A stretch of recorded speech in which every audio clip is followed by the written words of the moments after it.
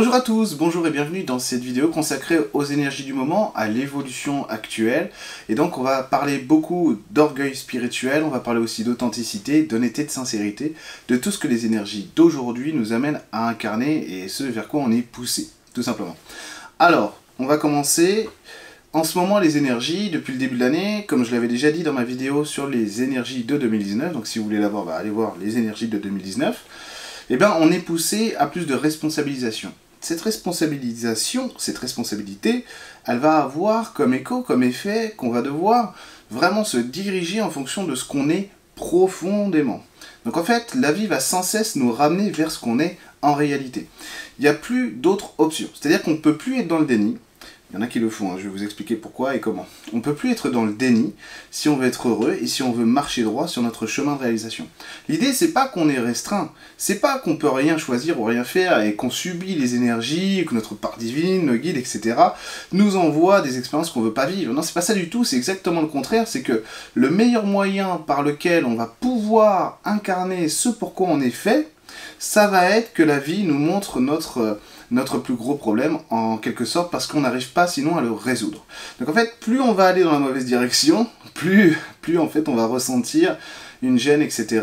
Et donc on va être poussé, normalement, on va en reparler avec l'orgueil spirituel, on va normalement être dirigé, redirigé vers ce qui nous fait plaisir. Donc ça c'est le but, parce que on vit dans un monde d'expérience en 3 dimensions, et ce monde d'expérience, il est là pour nous permettre, à travers ces expériences, de nous réaliser.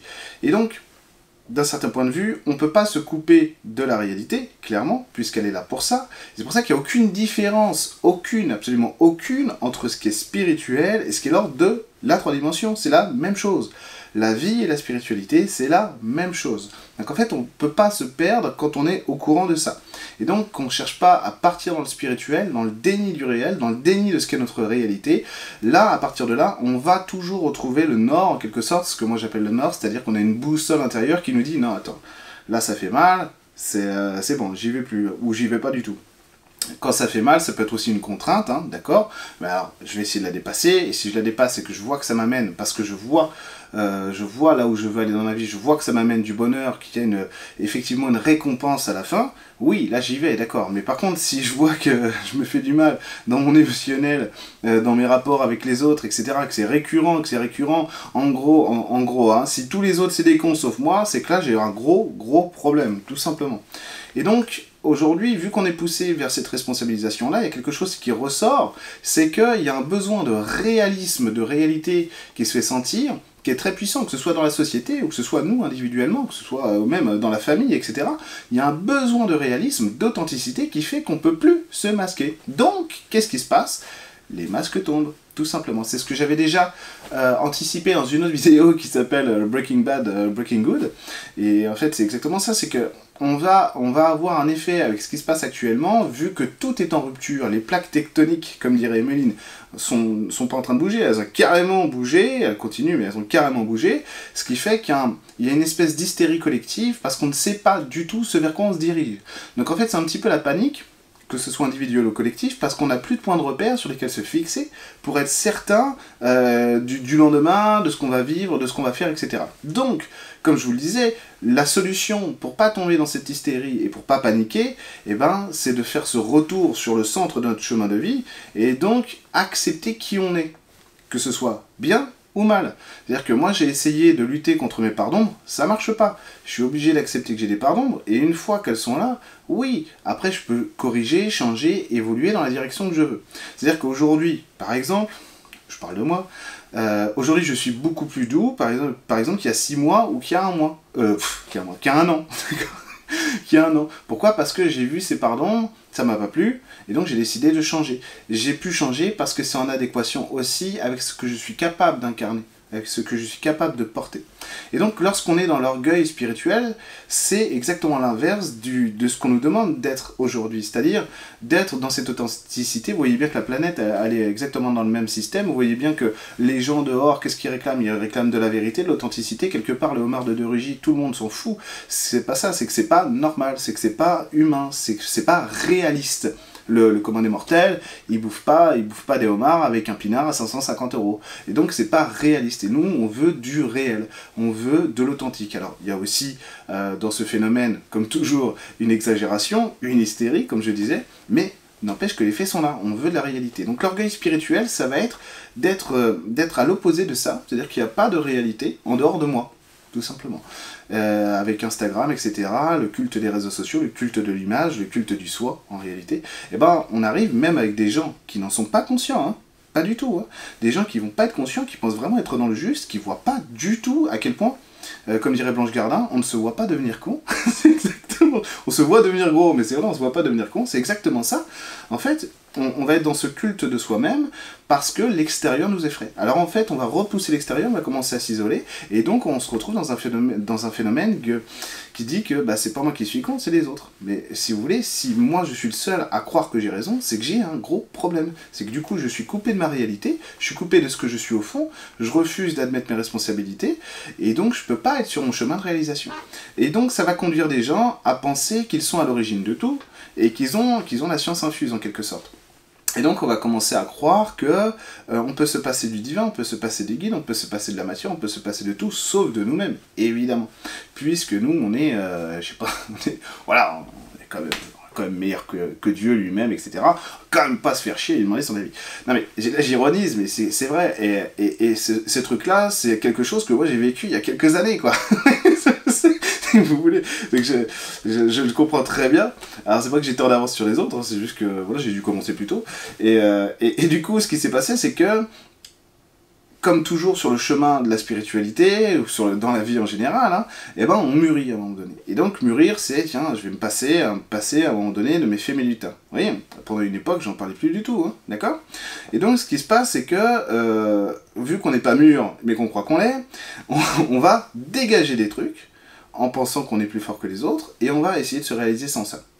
Le souci, c'est que, je parle de mon expérience personnelle, c'est que les guides, les esprits de la nature, Dieu lui-même, le végétal, etc., le minéral, etc., en fait, c'est pas des sources extérieures qui nous prennent par la main parce qu'on est débilos et qu'on n'a pas tout en nous. Non, c'est exactement le contraire, c'est tu as tout en toi, mais tu as dû oublier des trucs. Alors, c'est comme si on avait un souffleur, tout simplement. C'est des énergies qui vont nous mettre en lien avec notre propre vérité. Donc à un moment donné, quand on a vraiment mûri, ça nous dérange plus. Savoir que voilà, j'ai une énergie qui est juste là, elle me regarde, voilà, j'en ai rien à foutre.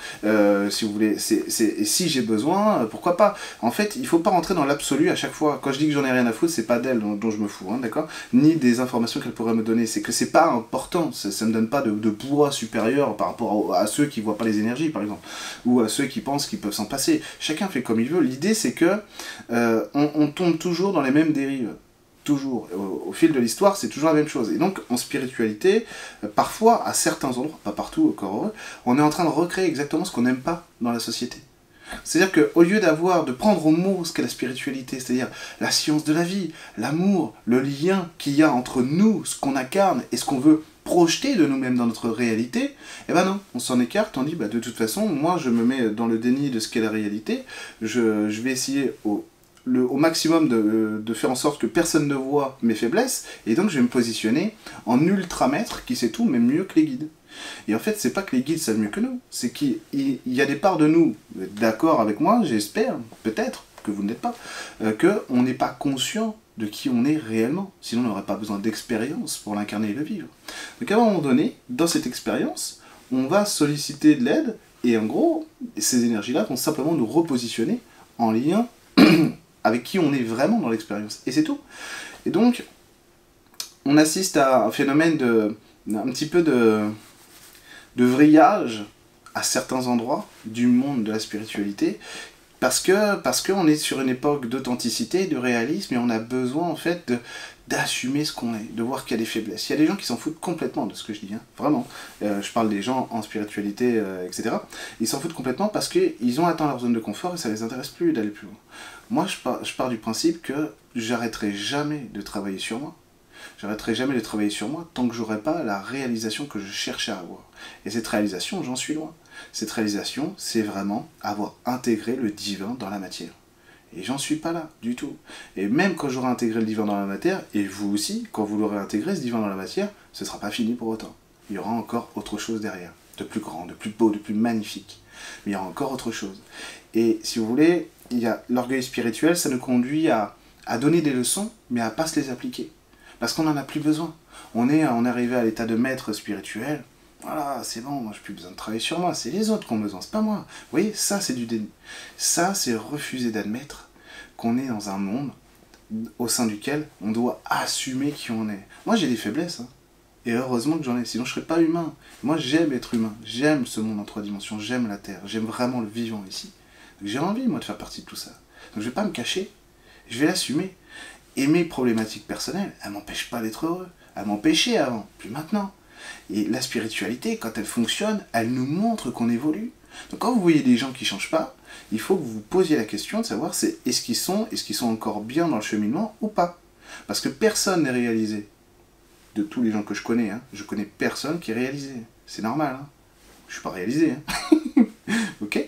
Et c'est pas grave. On n'a pas besoin d'être réalisé, d'avoir des ailes dans l'eau, de marcher sur l'eau pour être merveilleux. On est merveilleux dans tout ce qu'on incarne, avec nos parts de lumière et nos parts d'ombre. Donc sortir dans l'orgueil spirituel, c'est admettre qu'on a un besoin de matière, qu'on a un besoin d'expérience, et que cette expérience, elle ne peut pas se substituer non plus à la spiritualité. Comme la spiritualité ne va pas se substituer à l'expérience. On a besoin des deux, parce que c'est la même chose. Et quand on a compris ça, on vit la vie avec infiniment plus d'intensité que si on est simplement dans le spirituel ou dans le déni du spirituel. Vous voyez? Donc en fait, il faut essayer de lier les deux. Et cette période actuelle, où il y a beaucoup de changements, où les masques tombent, etc., ça fait un petit moment déjà, hein, c'est pas d'hier, quoi. Ça fait plusieurs mois. Et ben, elle est censée amener un renouveau.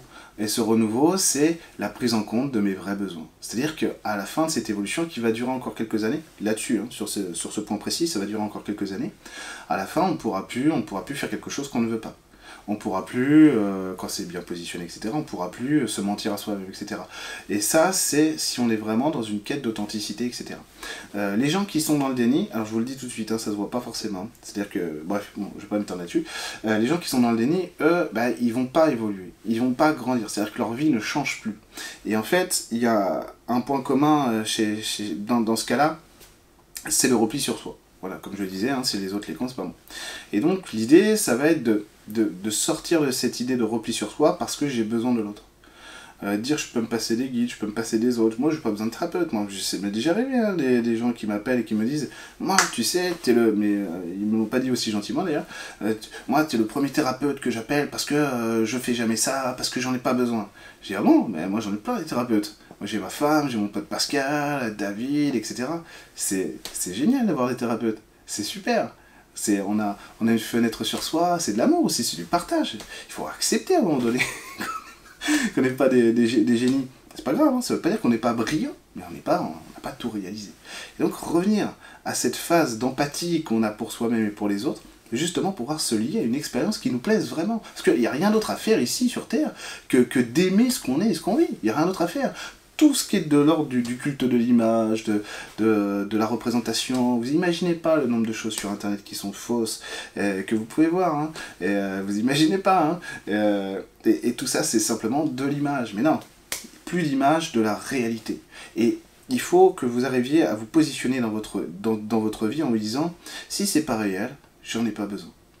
Tout ce qui est réel, là j'en ai besoin.